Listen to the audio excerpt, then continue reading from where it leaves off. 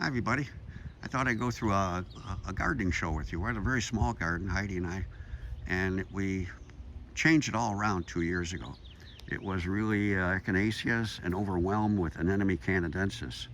So I think if you are looking at anemone canadensis, see it, I got beautiful flowers.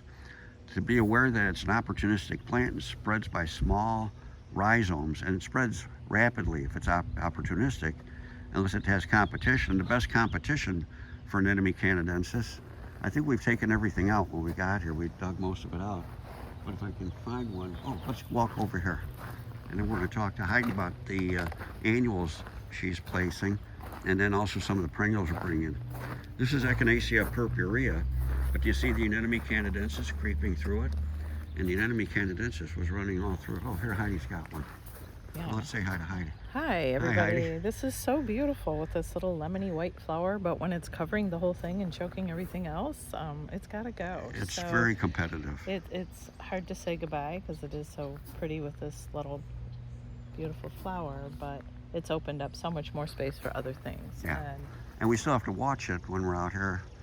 We have to keep hoeing it and basically wear it out. We'll wear it out eventually, but keeping an eye. And that's what gardening is. You're always attentive to what's happening and aware of the plants that are opportunistic that can compete. And eventually wear it out because the plants we put in are very competitive, and will limit the anemone to the space it can grow into. So we've cleaned all that out, and we took out a lot of lemon balm too that had seeded freely. And let's show you the seedlings here. They're all through the gravel path. This is all lemon balm seeding in here. So it gives the idea of how lemon balm freely seeds. Again, it's opportunistic. It has no competition here, so it goes into the gravel easily. And some of the areas in the garden were popping up in large clumps, but it did look very nice. When I first got here, I thought it was a nepeta. It looked very good with the echinaceas. Right. So Heidi's placing annuals in here. So Heidi, what are your choices, and where are you placing them? Well, this is kind of fun because a really nice set of perennials to begin with. So to kind of play off the colors and textures they have, things that we've used in the past, but now mixing them up even more steadily. We've got the guara, a pink that has a red leaf that's really stunning. It looks that looks good. That'll be tall and vertical. Right, and playing off the red of the astilbe. We've got a white gara as well, and it will kind of mimic, again, another white, taller, very light flowering stem. That's the Runcus. Yep. I can't remember the name. Okay. And then we have... I will, folks. I'm trying. And then we also have some Bidens that we used Oh, yeah, that's frequently last year, mainly white. Now we're moving into pinks and some other colors, so that'll be kind of showy to have pinks again with the stackies. And then... And the flowers are small?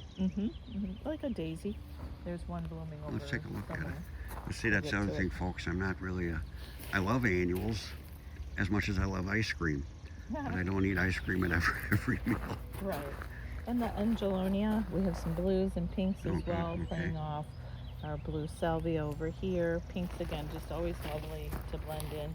We've got the tall, dark the mystic dahlia. Yeah, that's mystic nice. Dahlia. It's a beautiful foliage with the dark color, and then the bloom itself will be butter yellow and quite large. They're almost like the size of a peony dahlia. It's really flat and big. So that's going to look cool. Over here, bringing yellow to it again with some zinnias. Again, zinnias, in my mind, were always like farm style, about 36 inches tall with bright, carnival colors. These are shorter, and so they're kind of a nice, almost like a Biden with that little daisy. They look good. Yeah, real solid and pretty. And I have to add to that, I'm growing these, and I can't remember the name of them. So I am actually growing a whole hoop house filled with annuals. So I'm growing up, I guess. I'm maturing to putting annuals in the garden. And I learned that from Ball. When I did the Ball gardens, I saw some of the annuals they were placing in. And I think it's good to keep growing. So I'm working hard at that, and Heidi's helping me a lot with placement too, of how they relate to the perennials. What do we got here? These guys are a little showy. That's the black and blue salvia that has kind of a single spire that'll kind of bounce in the wind as well. And again, look what's right next door to it. Again, another sanguisorbia, but also has a big bouncing kind of floating bloom. And here's some more of her Canadensis. And that's popping out here. Sanguisorba menzicii, everybody. It's a beautiful early flowering, nice vertical look. Mm-hmm. We go- And this is a 4-square garden, as you can see. You want to do a little pano here? Yep. So, And there's our tools and the drill. We got to make sure we bring the drill. I think it's fun in this 4-square because we do have a tree that provides shade, so we're kind of working. This one's a little bit darker. These are bright full sun, except for this big lilac that's right. There we go. There's a big lilac that's also producing shade, but it looks neat with the perennials have been planted under. So the annuals are just kind of like the icing. They're at the edges. And you're So that- matching up, Yeah, playing just off the colors. playing on up with each one. colors and As I you see know, the Gara, I see heights the and texture. Angelonia. Yep. So we've got pinks again, pinks with the salvia here. So it's just kind of again like little jewels It's to gonna add look to good. it. And when I was mentioning to Heidi earlier, when I put gardens in like this, or even enhance or add gardens, to me they're like a container. Yeah. They're small, like little Right. courtyards, so they're very intimate. Right. They're more intimate than 1,000 or 2,000 square feet, and they're fun to do. I think we just Yeah. both said we're Yeah, enjoying we're having this. fun Yeah. just to add something more than the perennial. And again, it'll look different next year because we'll never remember the same pattern twice. No, So and if you try to remember, it's a struggle. right, and So why do that? We'll have some pictures, but Yeah. then, and why not change things up too? Right. It's good.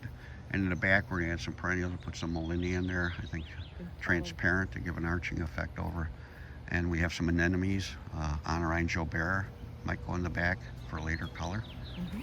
So we'll keep you posted, and we'll keep adding. Thanks, everybody. Thank you.